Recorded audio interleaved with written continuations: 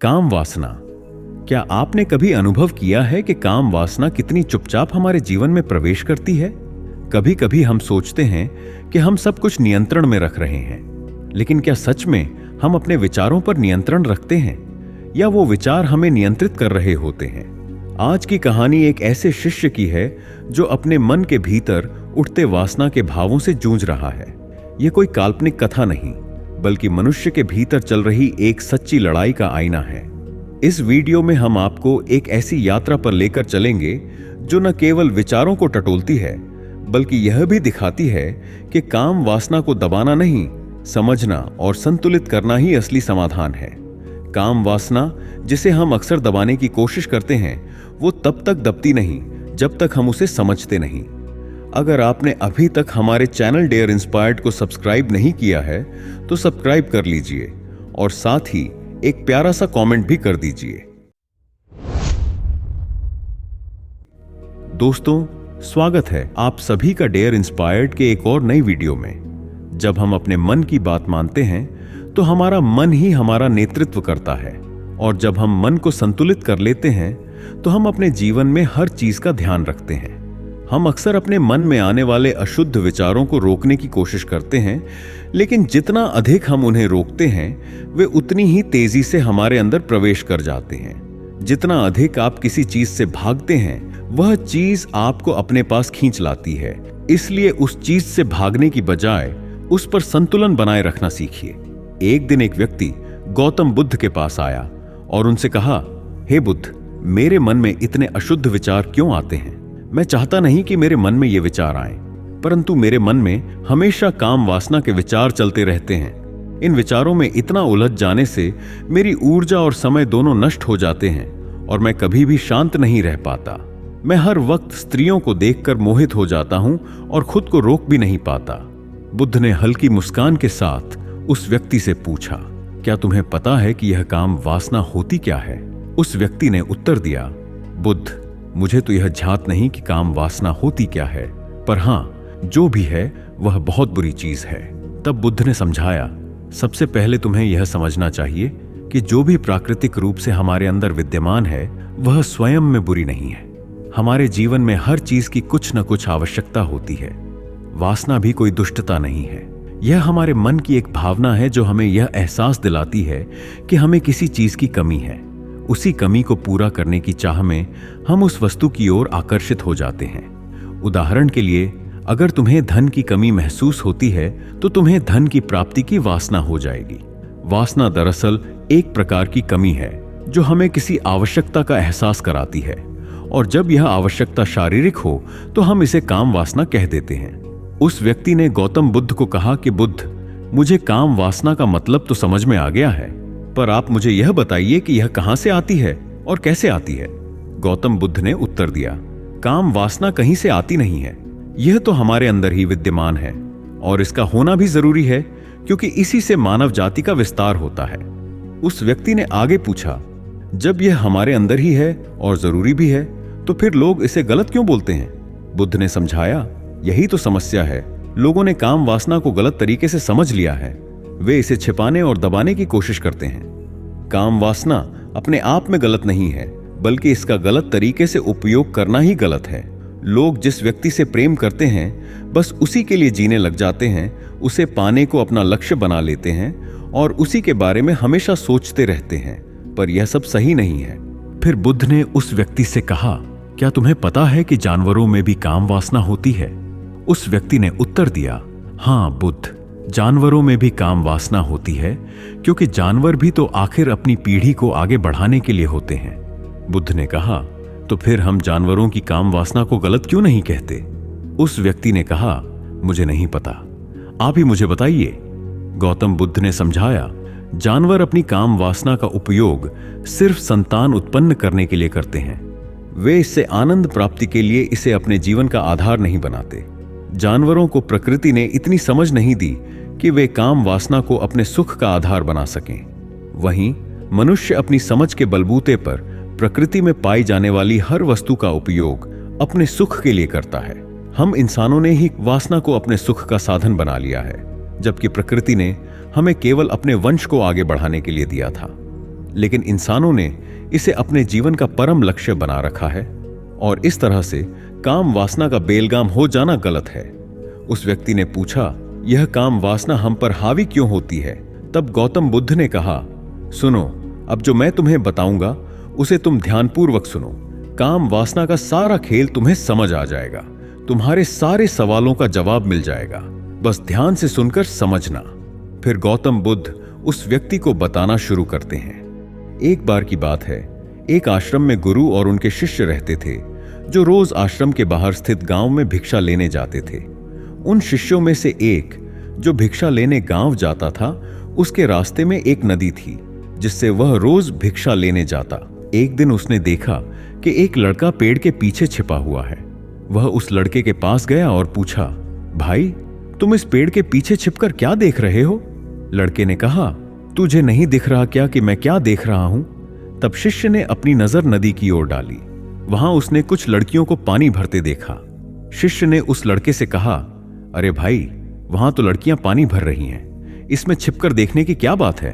तब वह लड़का शिष्य की तरफ देखकर बोला, अरे पागल, तुम्हें दिखाई नहीं दे रहा कि यह परी कैसे नदी से पानी ला रही है? जरा उनकी अदाओं को देखो, उनके कोमल शरीर को देखो, उनकी पतली कमर, मटके को उठाते समय उनमें जो बल आता है, और उनके बाल कैसे उनकी कमर पर लहरा रहे हैं, मानो सुंदरता बिखरी पड़ी हो। फिर उसने फिर से नदी के किनारे निहारना शुरू किया। इस बार उसे किनारे कुछ भी दिखाई नहीं दे रहा था। वह पहले जितना निडर था, अब वह धीरे धीरे छिपने लगा और उन लड़कियों को देखने लगा जैसे उसने कोई अपराध कर दिया हो। जब वह छिपकर उन लड़कियों को देख रहा था, अचानक उसे अंदर से डर लगा और उसने कहा, मैं क्या कर रहा हूं? जो मैं कर रहा हूं वह सही नहीं है, मुझे यहां से चले जाना चाहिए। और फिर वह जल्दी से वहां से चला गया। वह आश्रम पहुंच गया। आश्रम में जाकर वह अपने कार्यों में लग गया, पर जो अभी वह देखने आया था वह उसके सामने बार बार मंडराता रहा। उसके मन में वही दृश्य दोहराते रहे।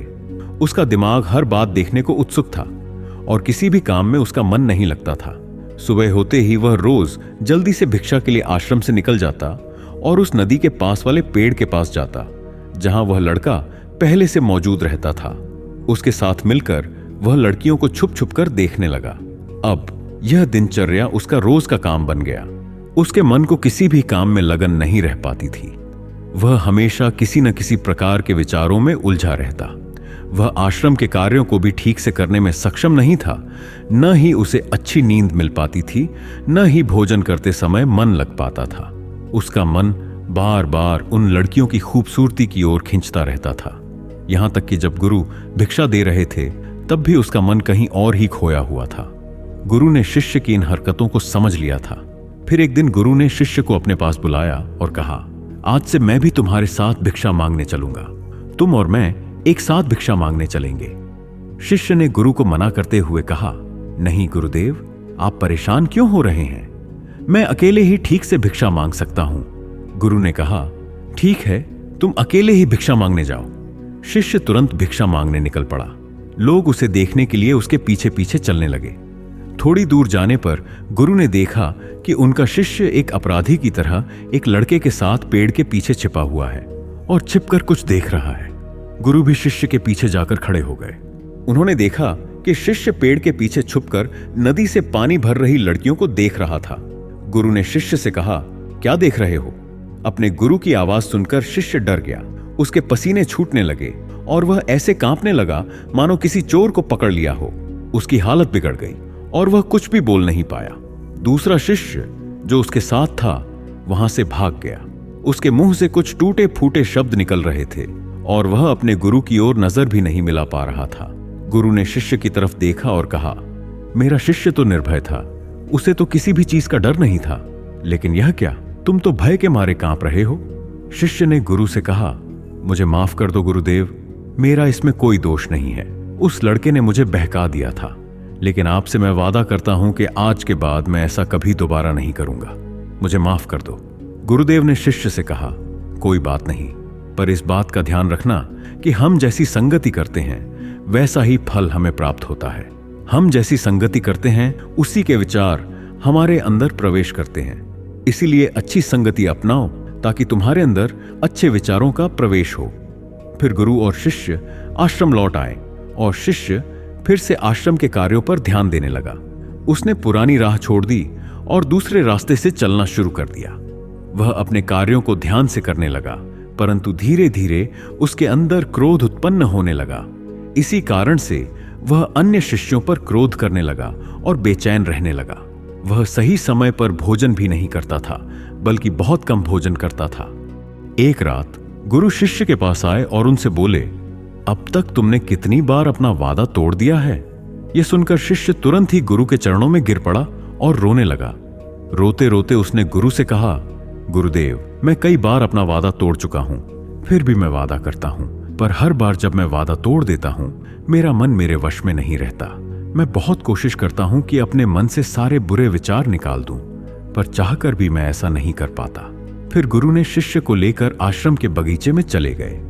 वहां गुरु ने शिष्य से कहा, देखो, यहां पर एक नाली बनी हुई है जिससे नदी का पानी इन पौधों तक पहुंच रहा है और यह पानी निरंतर गति से आगे बढ़ रहा है।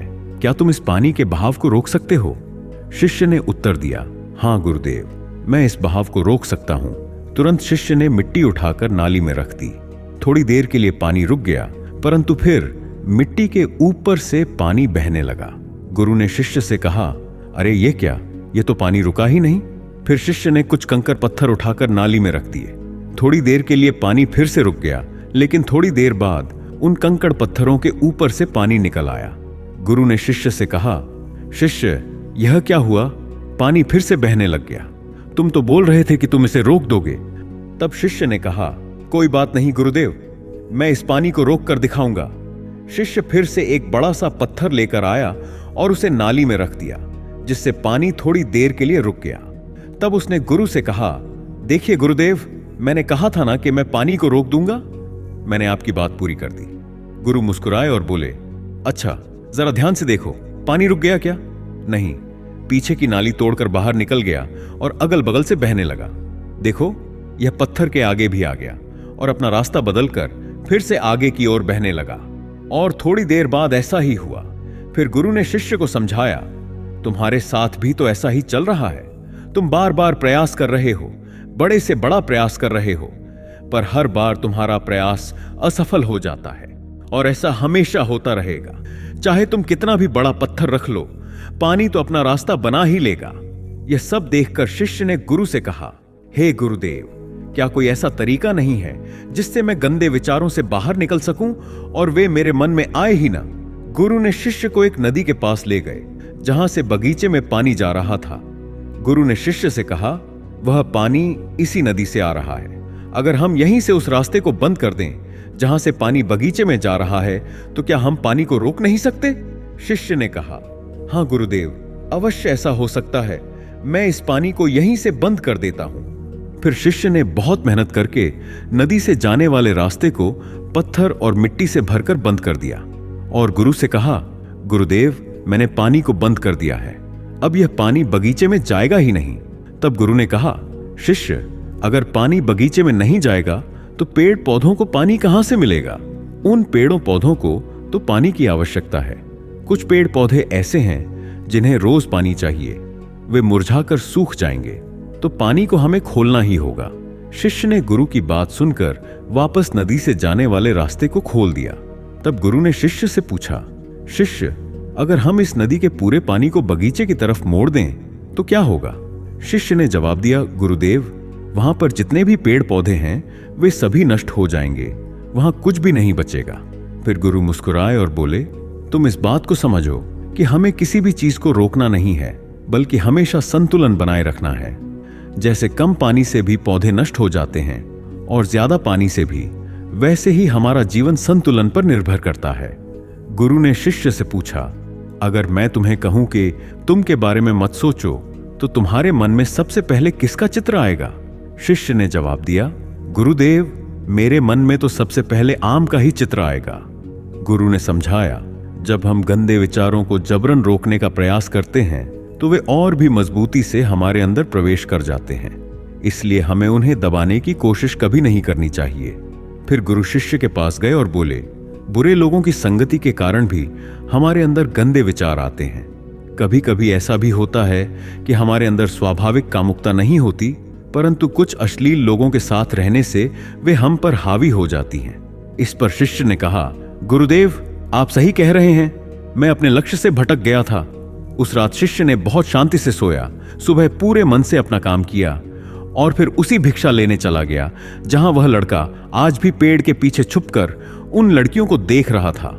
वह शिष्य नदी के पास गया जहां लड़कियां पानी भर रही थीं। उसने उन लड़कियों से पानी मांगा। उन लड़कियों में से एक लड़की ने उसे पानी पिलाया और जब वह सन्यासी शिष्य के चरणों से गुजरी तो शिष्य ने उसे आशीर्वाद दिया, तुम्हारा कल्याण हो। शिष्य का मन सकारात्मक ऊर्जा से भर गया और उसके चेहरे पर मुस्कान आ गई, जैसे उसे कोई खोई हुई चीज वापस मिल गई हो। वह खुशी खुशी अपने रास्ते पर वापस जाने लगा। तभी पीछे से वह लड़का आया जो पेड़ के पीछे छिपा हुआ था। वह शिष्य के पास आया और बोला, क्या बात है, आज तो तुमने बिल्कुल नजदीक से देखा है, आप मुझसे आगे निकल गए। शिष्य ने मुस्कुराते हुए कहा, हम हमेशा दूसरों के दर्शन में इतना व्यस्त हो जाते हैं कि अपने ही दर्शन कर ही नहीं पाते। तुम कब तक इस पेड़ के पीछे छिपते रहोगे? किसी को पसंद कर लो, उससे बोल दो।